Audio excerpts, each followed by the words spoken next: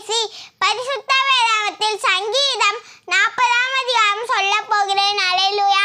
சங்கீதம் 40ஆம் அதிகாரம் இராகா தலைவனுக்கு ஒப்புவிக்கப்பட்ட தாவீதின் சங்கீதம் 1ஆம் வசனம். கர்த்தருக்காக பொறுமையுடன் காத்திருந்தேன். அவர் என்னிடமாய் சாய்ந்து என் கூப்பிடுதலை கேட்டார். 2ஆம் வசனம். பயங்கரமான குழியிலும் உளையான சேற்றிலும் இருந்து என்னை தூக்கி எடுத்து என் கால்களை கண்மலையின் மேல் நிறுத்தி என் அடிகளை உறுதிப்படுத்தி. 3ஆம் வசனம். நமது தேவனை துதிக்கும் புதுப்பாட்டை அவர் என் வாயிலே கொடுத்தார். அநேகர் அதை கண்டு பயந்து கர்த்தரை நம்புவார்கள். 4ஆம் வசனம். அகங்காரிகளையும் பொய்யை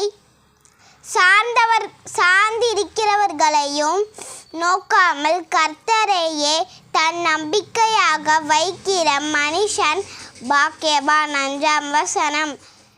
என் தேவனாகிய கர்த்தாவே, நீர் எங்கள் நிமித்தம் செய்த உம்முடைய அதிசயங்களும் உம்முடைய யோசனைகளும் அநேகமாயிருக்கிறது. ஒருவரும் அவைகளை உமக்கு விவரித்து சொல்லி முடியாது. நான் அவைகளை சொல்லி அறிவிக்க வேண்டுமானால் அவைகள் எண்ணிக்கைக்கு மேலானவைகள். 6ஆம் வசனம். பலியையும் காணிக்கையையும் நீர் விரும்பாமல் என் செவிகளை திறந்தீர். சர்வாங்க தகன பலியையும் பாவ நிவாரண பலியையும் நீர் கேட்கவில்லை. 7ஆம் வசனம். அப்பொழுது நான் இதோ வருகிறேன், புஸ்தகச் சுருளில் என்னை குறித்து எழுதியிருக்கிறது. 8ஆம் வசனம். என் தேவனே, உமக்கு பிரியமானதை செய்ய விரும்புகிறேன். உமது நியாயப்பிரமாணம் என் உள்ளத்திற்குள் இருக்கிறது என்று சொன்னேன். 9ஆம் வசனம். மகா சபையிலே நீதியை பிரசங்கித்தேன், என் உதடுகளை மூடேன். கர்த்தாவே, நீர் அதை அறிவீர். 10ஆம் வசனம். உம்முடைய நீதியை நான் என் இருதயத்திற்குள் மறைத்து வைக்கவில்லை. உமது சத்தியத்தையும்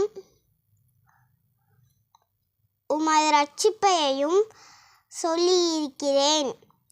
உமது கிருபையையும் உமது உண்மையையும் மகா சபைக்கு அறிவியாதபடிக்கு நான் ஒளித்து வைக்கவில்லை. 11ஆம் வசனம். கர்த்தாவே, நீர் உம்முடைய இரக்கங்களை எனக்கு கிடையாமற் போக பண்ணாதையும். உமது கிருபையும் உமது உண்மையும் எப்பொழுதும் என்னை காக்க கடவது. 12ஆம் வசனம். எண்ணிக்கைக்கு அடங்காத தீமைகள் என்னை சூழ்ந்து கொண்டது. என் அக்கிரமங்கள் என்னை தொடர்ந்து பிடித்தது. நான் நிமிர்ந்து பார்க்க கூடாதிருக்கிறது.